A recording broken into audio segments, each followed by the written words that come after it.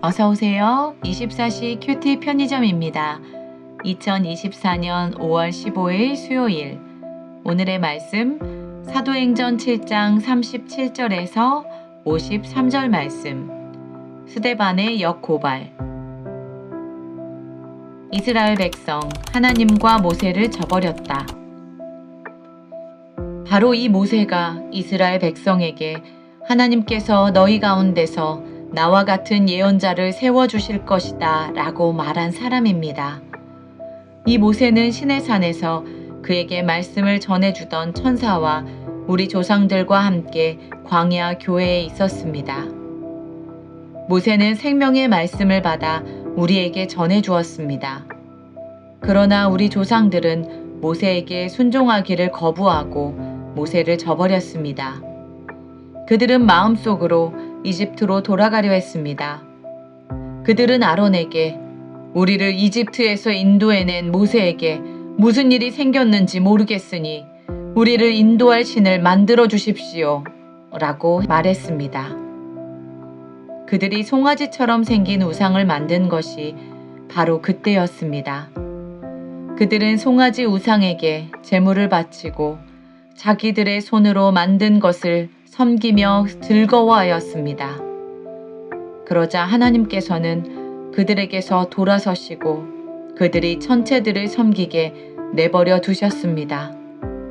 그것은 예언자들의 책에 적힌 것과 같습니다.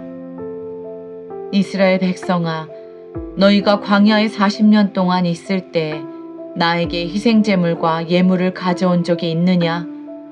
너희는 너희가 예배하려고 만든 몰록의 신당과 별의 신 레판의 우상들을 섬겼다.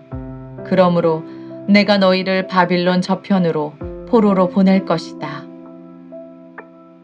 성전, 하나님의 집이 될 수 없다. 우리 조상들이 광야에서 지낼 때 증거의 장막이 그들 곁에 있었습니다. 그 장막은 하나님께서 모세에게 명령하셔서 만들게 하신 장막입니다. 이 장막은 모세가 하나님께서 보여주신 모형을 따라 만든 것입니다. 그 후에 여호수아의 인도에 따라 우리 조상들이 이 장막을 가지고 가나안 땅에 들어갈 때에 하나님께서 그 땅에 살고 있던 여러 민족을 쫓아내셨습니다. 이 장막은 다윗 시대까지 그 땅에 있었습니다. 다윗은 하나님 앞에서 은혜를 받은 사람이었습니다. 다윗은 야곱의 집을 위해 하나님의 처소를 짓게 해달라고 간구하였습니다. 그런데 정작 하나님을 위해 집을 지은 사람은 솔로몬이었습니다. 하지만 예언자가 말한 것처럼 가장 높으신 하나님께서는 사람이 손으로 지은 집에 살지 않으십니다. 주님께서 말씀하셨다. 하늘은 내 보좌요, 땅은 내 발판이다. 너희가 나를 위해 무슨 집을 지을 수 있겠느냐?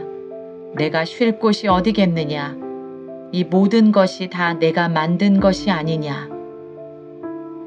역고발, 조상들처럼 율법을 지키지 않았다. 고집센 사람들이여, 여러분들의 마음은 어찌 그리 완악하며 귀는 꽉 막혔습니까? 여러분들은 여러분의 조상들처럼 항상 성령을 거역하고 있습니다. 여러분의 조상들이 핍박하지 않은 예언자가 한 사람이나 있었습니까? 그들은 심지어 의인이 올 것을 예언한 사람들을 죽이기까지 했습니다. 이제 여러분은 바로 그 의인조차도 알아보지 못하고 배반하여 죽였습니다.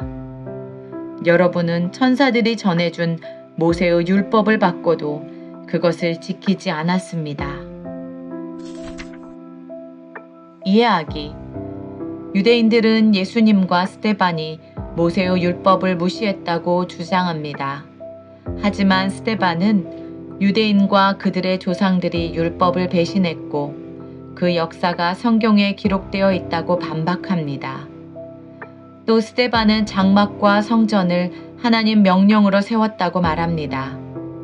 문제는 높으신 하나님이 사람이 만든 곳에만 계시다는 유대인들의 착각입니다.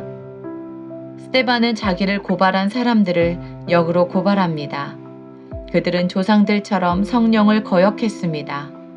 조상들은 의인이 올 것을 예언한 사람들을 죽였고 결국 유대인들은 예언자들이 말한 의인 예수님까지도 죽이고 말았습니다. 오늘의 나눔. 하나님은 모든 것을 만드신 분입니다.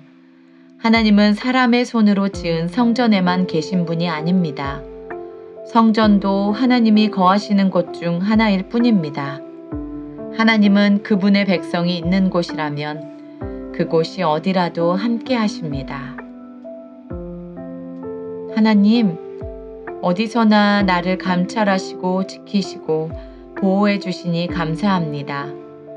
교회에서 예배할 때만 하나님을 인식하는 것이 아니라 늘 성령님을 인식하고 살 수 있도록 인도해 주세요. 스데반처럼 성령으로 가득한 오늘이 되기를 소망합니다. 예수님의 이름으로 기도합니다. 아멘. 큐티 친구들, 오늘도 성령님이 우리와 함께 하십니다. 사랑하고 축복합니다.